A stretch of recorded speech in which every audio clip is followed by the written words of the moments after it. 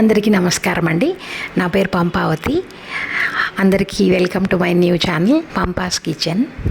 ఈరోజు చాలా తక్కువ వస్తువులతో తక్కువ సమయంలో అత్యంత రుచికరంగా ఉండే చేపల పులుసును చూపించబోతున్నాను. మీరందరూ నా వంటల్ని చూసి ఛానల్ని ఆదరిస్తారని నమ్ముచున్నాను. ఈరోజు చేపల పులుసుకు 1 కేజీ చేపలు తీసుకున్నాను. శుభ్రంగా ఉప్పేసి కడిగి పెట్టుకున్నాను. చూడండి, ముక్క చూడండి, పులుసుకి కొంచెం ముక్క లావుగానే ఉంటే బాగుంటుంది. 1 కేజీ చేపలు ఈ విధంగా శుభ్రం చేసి పక్కన పెట్టుకోవాలి. ఇంకా చేపల పులుసుకు కావలసిన వస్తువులన్నింటిని ఒకసారి చూపిస్తాను చూడండి. ఒక పెద్ద నిమ్మకాయ సైజ్ అంతా చింతపండు, 1 తెల్లగడ్డ, ఈ ముక్క కొబ్బరిని పొడి చేసుకొని పెట్టుకోవాలి. 3 పెద్ద స్పూన్లు కారము, 2 స్పూన్లు ధనియాల పొడి, పసుపు, అట్లాగే 1 10 గింజలు మెంతులు, 1 అర్ధ స్పూన్ జీలకర్ర, కరివేపాకు లైట్గా వేయిస్తే మంచి వాసన వస్తుంది. అప్పుడు వేరే ప్లేట్లోకి వేసేసుకోవాలి.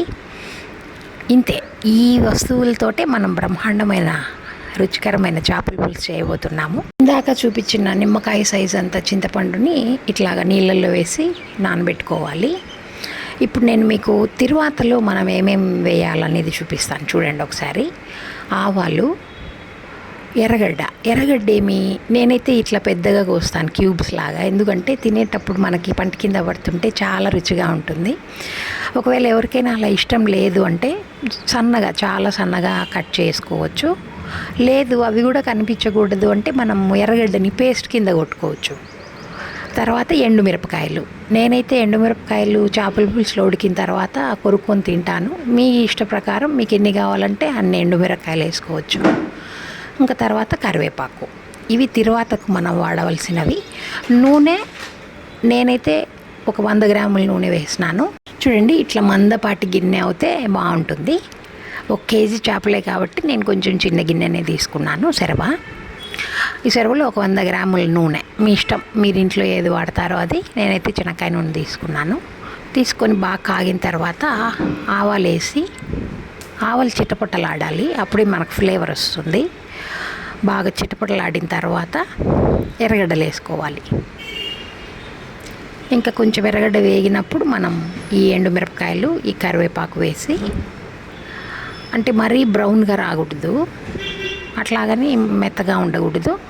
ఇంకా ఎరుపుగా మారతాయి అన్నప్పుడు సిమ్లో పెట్టేసుకొని, నేను ఇక్కడ నానబెట్టిన చింతపండు బాగా కలిపేసి వడగట్టుకొని పెట్టుకున్నాను. మనం చూపించిన వస్తువులన్నీ మిక్సీ జార్లో వేసుకొని పొడి కొట్టుకొని పెట్టుకోవాలి. ఈ కలిపిన చింతపండు రసంలోనే ఈ వస్తువులన్నీ పౌడర్, వాటర్ వేసి పేస్ట్ చేయకూడదు, ఎప్పుడు పొడిగానే కొట్టుకోవాలా. ఆ పొడిని మనం ఈ చింతపండు రసంలో కలిపేసి కాస్త ఉప్పు, పసుపు వేసి మనం టేస్ట్ చూసుకోవాలి, సరిపోయిందా లేదా ఉప్పు అనేసి. లేదంటే మళ్ళీ మనం అడ్జస్ట్ చేసుకోవచ్చు.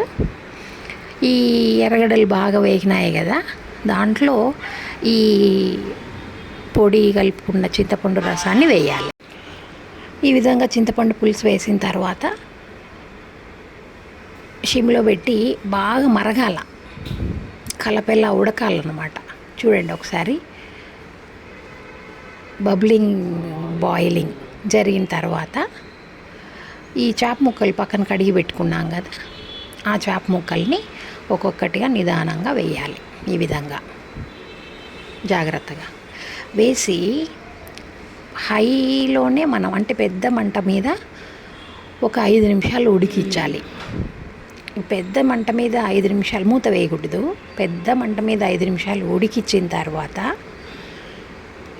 1 స్పూన్ ఆముదం, అంటే ఏ స్పూన్తో అయితే మనం మిరప్పొడి ధనియాల పొడి తీసుకున్నామో అదే స్పూన్ తోటే 1 స్పూన్ మాత్రమే ఆముదం వేసి సిమ్లో పెట్టి మూత పెట్టేసి 10 నిమిషాలు ఉడికించి దించేసుకున్నామంటే బ్రహ్మాండమైన అత్యంత రుచికరమైన చేపల పులుసు తయారైపోతుందండి.